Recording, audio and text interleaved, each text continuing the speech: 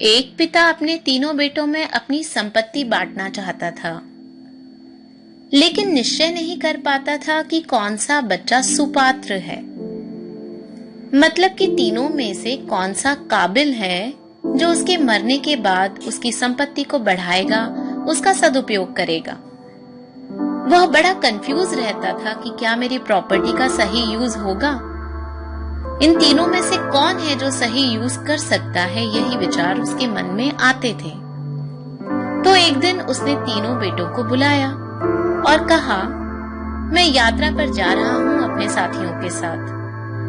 बहुत कमा लिया, बहुत मेहनत कर ली, अब मुझे जीवन का आनंद उठाना है। तुम लोग मेरी फिक्र मत करना, कल ही मैं यहाँ से निकल जाऊंगा, पर जाने से पहले मैं तुम लोगों को कुछ देना चाहता हूँ।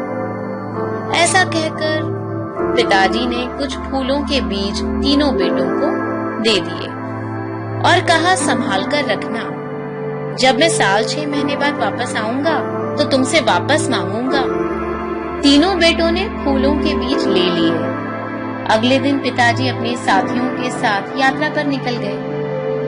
तकरीबन 1 साल बाद पिता वापस लौटे। यात्रा की थकान, थोड़ा सा आराम कर उन्होंने एक दिन तीनों बेटों को बुलाया और बारी बारी से पूछना शुरू किया। उन्होंने पहले बेटे से पूछा, तुमने क्या किया बीजों का? तो उसने बड़े गर्व से पिताजी को तिजोरी की चाबी दे दी। पिता बोले, ये क्या? चाबी क्यों? बेटा बोला, आपने ही कहा था ना बीज संभाल कर रखना, तो मैंने संभाल कर रख दिए तिजोरी में। देखिए, एकदम सुरक्षित है। बेटा खुश हो रहा था और पिता का चेहरा तमतमा रहा था। पिता बोले, मैंने संभालने के लिए कहा था, ये तो सड़ गए, देख। तुम मेरे संपत्ति के सही अधिकारी हो ही नहीं सकते। अब बारी थी दूसरे बेटे की। वही प्रश्न किया पिता ने, तुमने क्या किया बीजों का? बेटा झटपट बाजार की तरफ भागा और बीज खरीद कर ले आया। पिता सोच में पड़ गए कि चलो ये पहले से थोड़ा बेहतर था, पर तुम भी उतना ही मुझे वापस कर रहे हो जितना मैं देकर गया था। क्या ये बुद्धिमानी है? उतना ही लौटा रहे हो? नहीं नहीं, तुम भी मेरी प्रॉपर्टी के सही अधिकारी नहीं हो। पिता दोनों बेटों से निराश हो गए थे। तीनों जुड़वा जरूर थे, पर तीनों की समझ, बुद्धि और काबिलियत में बड़ा फर्क था। अब पिताजी की बची कुची उम्मीद तीसरे बेटे से थी।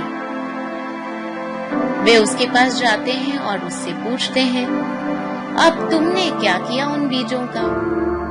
तीसरा बेटा पिता को घर के पीछे ले जाता है उनका हाथ पकड़कर, जहां सारा बगीचा फूलों से भरा हुआ था। वृक्षों पर लदे रंग बिरंगे फूल, महकता हुआ बगीचा। वह पिताजी को कहता है, देखिए, आपने मुझे थोड़े से ही बीज दिए थे, मैंने उसको हजारों गुना ज्यादा कर दिया। देखिए पिताजी, क्या आप मेरे इस कार्य से खुश हैं?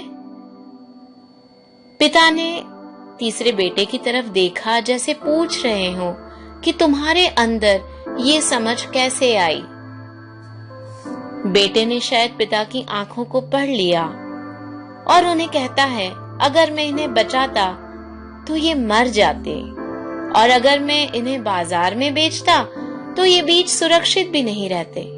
तो मैंने सोचा, क्यों न इन बीजों को बो दूं और कई गुना बढ़ा दूं। अब ये वृक्ष हो गए हैं पिताजी, और इनमें और भी फूल, और भी बीज, और भी वृक्ष आएंगे। पिताजी की आंखें खुशी से चमकने लगी। उन्होंने तीसरे बेटे को गले लगा लिया और तीसरा बेटा ही पिता की संपत्ति का असली हकदार बना।